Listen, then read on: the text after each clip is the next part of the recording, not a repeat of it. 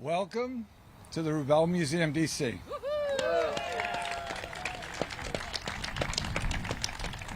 I can't think of a more beautiful day to celebrate what's been a long time coming. We're thrilled.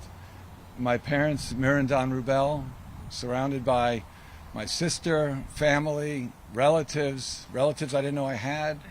But we're all super thrilled to be here. D.C. is an incredibly special place. I'm Jason Rubell. I'm the son, and it makes, sharing the collection that we've been showing in Miami for the last 25 years and bringing it now to the nation's capital is a privilege. We don't take it for granted. It's absolutely a miracle that we're here. My mom is an immigrant. She's a first-generation American. And to bring art here and to enter the nation's dialogue and to hopefully affect people's lives and make the world a better place is such an exciting, amazing possibility for us. And we see it as a real gift to the city. Just to give a little background, my parents started collecting shortly after being married in 1964. In 1965, they began collecting. And a whirlwind love of discovery and engaging and supporting contemporary artists. And through that, they've developed an incredible multi-generational family love for art and collecting. And now to share this passion with DC community fulfills really a dream. I mean, it's a real dream and it's a real privilege, like I said before. Artists have an unbelievably important role to play in all of our lives and in catalyzing new viewpoints, new attitudes, new positions, and really bettering society for all of us. They make a powerful contribution to the national dialogue and taking really, global ideas and influencing local communities. We believe contemporary art should be accessible to everyone, which is why we've continued to grow access and made access and public accessibility to this incredible collection really a mission of ours, and why the Rubell Museum DC is here today. It is unbelievably meaningful that the historic Randall Junior High School building, which has been a fixture in this community for 115 years, and we are excited to weave it back into the neighborhood. We open our doors on Saturday and welcome all. And we look forward to bringing back generations of Southwest residents as well as all the residents of D.C. and welcoming a new generation of art lovers and art viewers. I want to thank a number of people because this has been a long, long process. Firstly, we have the most incredible staff that works behind the scenes tirelessly, endlessly. Juan Valadez from Miami, he's our director. Juan's like a brother. He's been with us 23 years. He's really one of the most inspiring people you can meet if you get a chance to speak with him. He's fabulous. Caitlin, thank you for taking the reins of this new institution. Caitlin Berry. And all of the staff that works with us, Chi and all of our installation staff and everyone. This process has been almost 15 years in the making.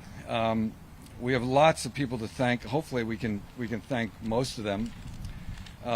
First of all, the most incredible thing to think about here is if not for this Southwest community and their dedication to creating a cultural center in their neighborhood, this never would have happened. And it was so many hurdles and ups and downs, and the Southwest community said we need to bring a cultural beacon into this community.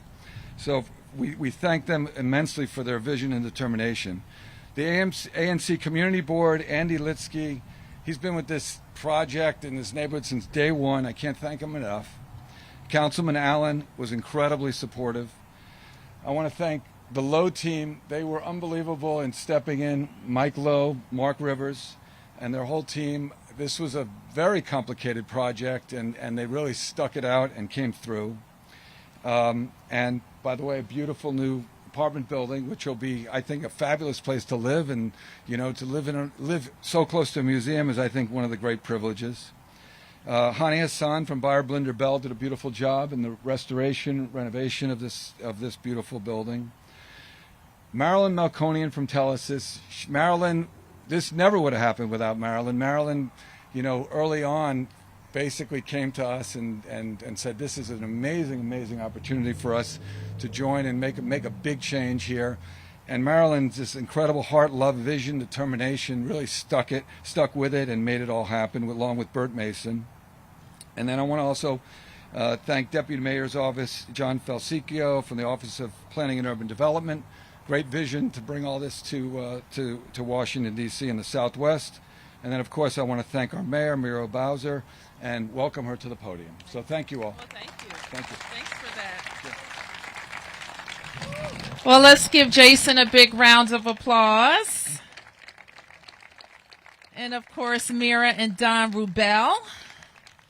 I am delighted to be here this evening to speak on behalf of all Washingtonians and welcoming this beautiful museum to the historic Randall School. We are delighted that the Rubell family is bringing their art to D.C., the best city in the world. We want to thank them for making the museum free to DC residents and for believing and supporting all the good things that are happening here in Southwest and being a part of it. I want to speak on behalf of all of DC government, my team, the mayors before me, Councilmember Allen, and the members of the council who have worked with you these last many years to make sure that this project could come to life. We've had several events, Andy, I think in maybe all in your SMD or certainly in your commission area in Southwest just this month. We were here earlier to celebrate the completion of the wharf. Then we launched the Mobility District in Southwest, and today we're back at the Rubell Museum. So I want to take a moment to applaud my team at DMPED, including John Falsicchio, Sarosh Odpadwala, Esther Ezra, Richard Scarth, and Mark Alberta. Give them a big round of applause. I see our historic preservation officer hiding back there, so what do you think? It's nice, right? You get a A-OK from the Historic Preservation Office. That's a good thing. And so we know that our teams have a lot of work to do, and they are in charge of creating more housing, creating more opportunities for D.C. residents, and bringing more visitors to our city. And one important part of their job is preserving local history, and we believe that you can preserve history and create new history, create new experiences, more housing, and more integration with all of our neighborhoods. And this is a great example. The Randall School, formerly Francis Cardozo Elementary School, opened in 1906, as we've heard, as a school for African American children in our city. And as the inaugural exhibit pays tribute, one of the school's most notable alumni was Marvin Gaye. So we are excited that the Rubell Museum will keep the history alive and continue to be a space for local artists, residents, and visitors to come enjoy art right here in Southwest and in their nation's capital.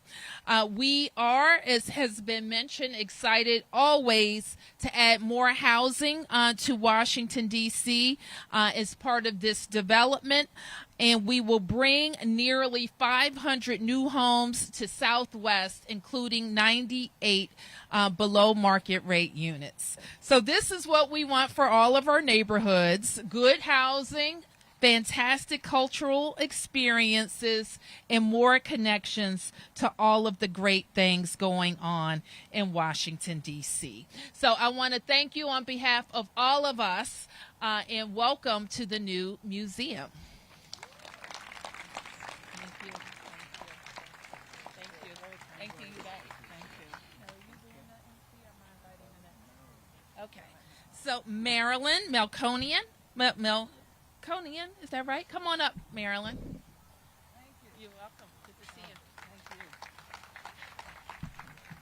you. Good evening, everyone. How are you? Great. Me too. I want to thank the mayor for being here, and I want to thank I also want to thank Councilman Allen, who cannot be here right now, but really was a help all through this process, along with Tommy Wells, who began the process of 16 years with him. And I want to mention in particular Naomi Mitchell, who worked with Councilman Allen, who was a really effective and really steady influence on getting this all done. We remember the tragic history of this neighborhood, which was the destruction of homes and the indifference to the displacement of people and the so-called urban renewal. And now we face a new hope, what we like to call it a new hope. The Rubell family and Telesis teamed up in 2010 and purchased these historic buildings. We assembled a team of extraordinary architects, landscape architects, planners. Hani Hassan is still here, right here, and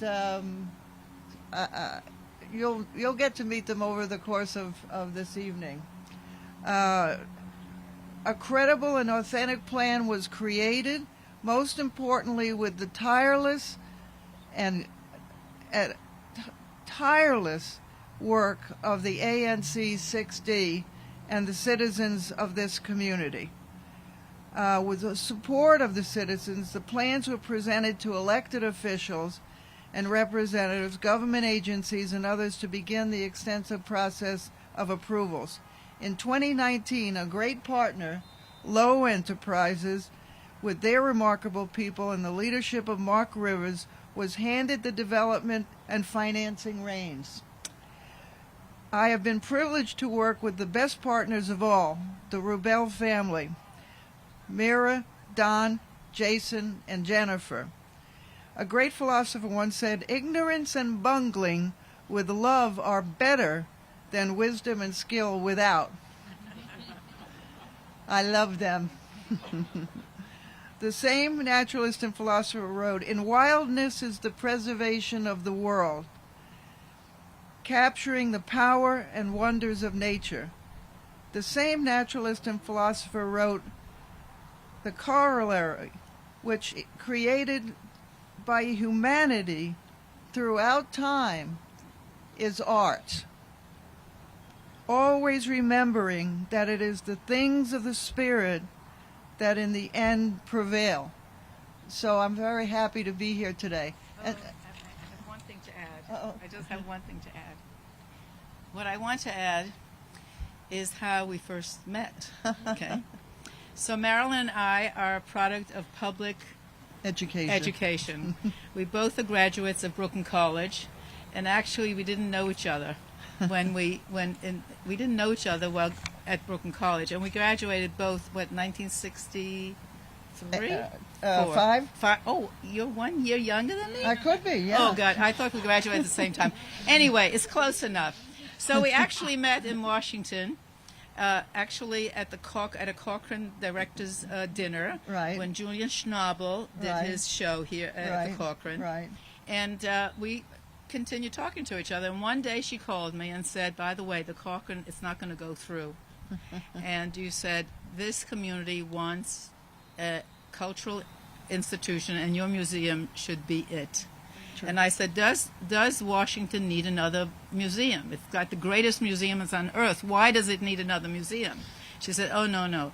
They want a neighborhood museum. They want the museum in their neighborhood, not in the mall." It's almost like another, not to underestimate those museums, but they wanted a museum in their precious Randall School.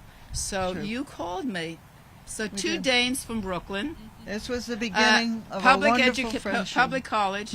We didn't pay a penny for that education, did we? No, it was free. Remember that? Free education? Remember free education. Yeah. And so here we are. And I want to thank you, Marilyn, because had you and Jason not pulled into if my son, right, the two of you didn't make this happen, it wouldn't happen. Right. Thank you. Well, it was my pleasure. Thank you. My pleasure. Thank you. My pleasure. Thank you. Thank you. Thank you. So we're gonna do. That's great. We're gonna do a little ribbon cutting. Let me just say one last word. Today is my father's birthday, and I wish you were here.